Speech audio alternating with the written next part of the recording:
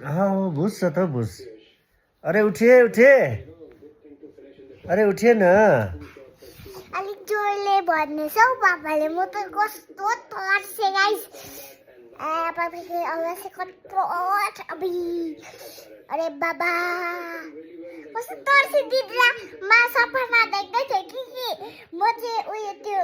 फेरि थियो अरे हो उयो पेपा पिगको घर गयो अरे दाँत दुख्लेको थियो अरे सिरानी मुनि टिपिन लग्यो अरे कोही राख्दै अरे 10 रुपियाँ अन्त के खाएछु उसले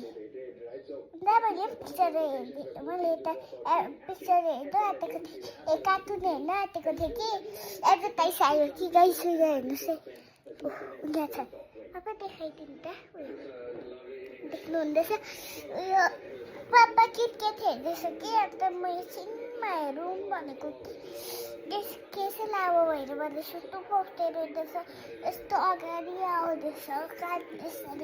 यसरी हो यस्तो हुन्छ यस्तो गर्नुपर्छ यस्तो गर्नुपर्छ हो अन्त स्कुलमा आज म बाँधेर जान्छु गाइस अन्त लामो हुँदैछ बाँधेर भने तपाईँहरू पनि बाँधेर जानुहोस् है लामो हुन्छ